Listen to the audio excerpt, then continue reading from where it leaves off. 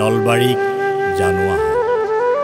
দূৰ অতীজৰে পৰা সংস্কৃত চৰ্চাৰ প্ৰাণকেন্দ্ৰৰূপে পৰিচিত নলবাৰীক বিদ্যৎ সমাজে কৈছিল শিক্ষাৰ নৱদ্বীপ বুলি। যুগ যুগ ধৰি প্ৰজ্ঞাৰ সাধনাৰে ঐশ্বৰ্যময় নলবাৰীয়ে পৰৱৰ্তী সময়ত প্ৰজ্ঞানগৰী হিচাপে নিজকে প্ৰতিষ্ঠা কৰিছে। নলবাৰীৰ প্ৰান্তে প্ৰান্তে গঢ়ি উঠা সংস্কৃত টোলসমূহ, চহৰৰ মাজমজিয়াতে স্থাপিত অসমৰ প্ৰথমখন সংস্কৃত কলেজ আৰু পৰৱৰ্তী সময়ত কুমাৰ ভাস্কৰ বৰ্মা সংস্কৃত আৰু পুৰাতন অধ্যয়ন বিশ্ববিদ্যালয়ৰ প্ৰতিষ্ঠাৰে নলবাৰীয়ে সংস্কৃত শিক্ষাৰ ধাৰা আজিও অব্যাহত ৰাখিছে। সংস্কৃত পণ্ডিত মহামহোপাধ্যায় ধীৰেশ্বৰাচাৰ্যৰ পাণ্ডিত্যৰে জিলিকি আছে নলবাৰীৰ পুণ্যভূমি।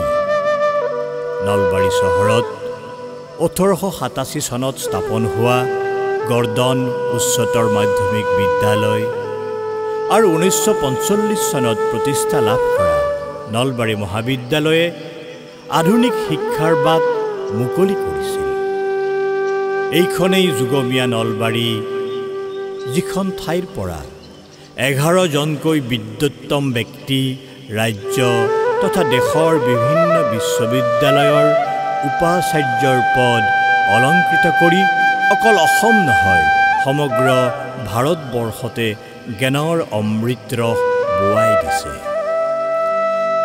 নলবাৰী পলিটেকনিক তথা নিৰ্মীয়মান নলবাৰী অভিযান্ত্ৰিক মহাবিদ্যালয়ে নলবাৰীত কাৰিকৰী শিক্ষাৰ ক্ষেত্ৰত যথেষ্ট সম্ভাৱনা কঢ়িয়াই আনিছে। একেদৰে নলবাৰীৰ সৰিয়হতলীত থকা তাৰকাগৃহই ছাত্ৰ ছাত্ৰীসকলক আগবঢ়াই আহিছে বিভিন্ন শৈক্ষিক সমল। এই নলবাৰীৰ কৃতি সন্তান বিদ্যানিধি শৰৎচন্দ্ৰ গোস্বামী আছিল অসম সাহিত্য সভা প্ৰতিষ্ঠাৰ অন্যতম খনিকৰ। 1917 চনত গঠন হোৱা অসম সাহিত্য সভাৰ প্ৰথমগৰাকী প্ৰধান সম্পাদকৰ দায়িত্ব গ্ৰহণ কৰি সাহিত্যৰ জগতখনত যি অগ্ৰমান্য নেতৃত্ব দিছিল, তাক অনুসৰণ কৰি নলবৰীয়া সন্তান বিহগী কবি ৰঘুনাথ চৌধাৰী, নন্দন তাত্ত্বিক ত্ৰৈলোক্যনাথ গোস্বামী, অভিধান প্ৰণেতা গিৰিধৰ শৰ্মা আৰু বিশিষ্ট সাহিত্যিক সাংবাদিক কনক সেন ডেকাই অসম সাহিত্য সভাৰ সভাপতিৰ পদ অলংকৃত কৰিছিল।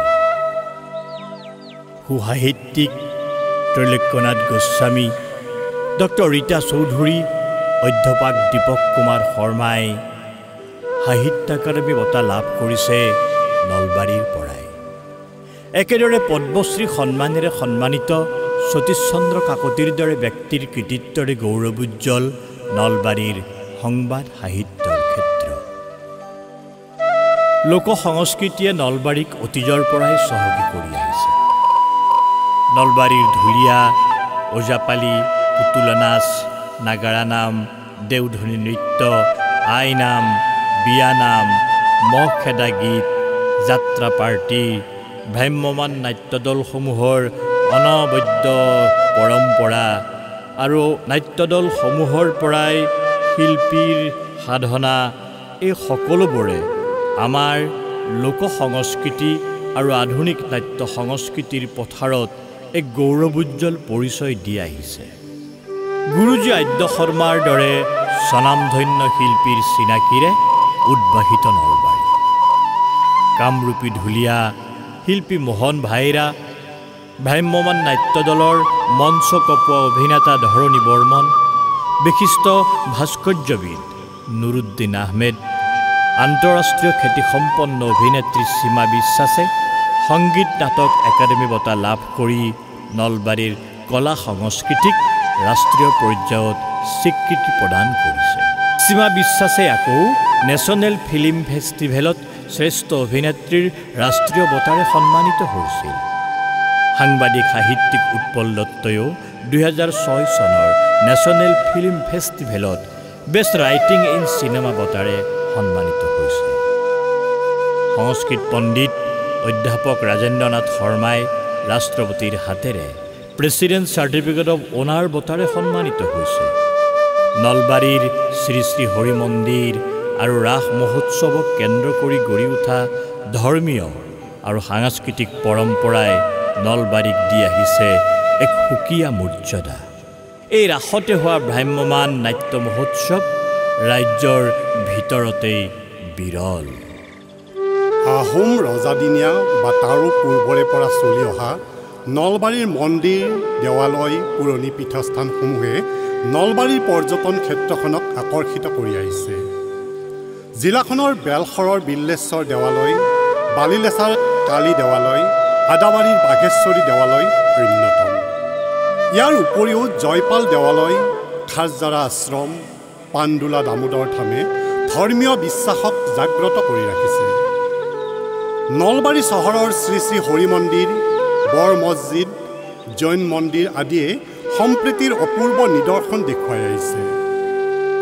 নলবাৰীৰ কেইবাটাও ৰজাদিনীয়া পুখুৰী ক্ৰমে বালিলেচাৰ কালী দেৱালয় পুখুৰী, গংগা পুখুৰী, মহমাৰা পুখুৰী, বৰপুখুৰী আদিয়ে প্ৰাচীন ঐতিহ্যকে বহন কৰি আহিছে। বাঁহ শিল্পত চহকী নলবাৰীৰ জাপি শিল্পই জিআই টেগ লাভেৰে আন্তঃৰাষ্ট্ৰীয় বজাৰ দখল কৰি নলবাৰীৰ গৌৰৱ বৃদ্ধি কৰিব পাৰিছে। জিলাখনৰ থলুৱা শিল্পক্ৰমে বাঁহ বেতৰ সামগ্ৰী তৈয়াৰ আৰু মৃৎশিল্পৰ পৰা টিহুৰ মেগা ফুড পাৰ্ক, বানেকুছিৰ পেপচি উদ্যোগলৈ এয়া আৰম্ভ হৈছে এক উত্তৰণৰ যাত্ৰা।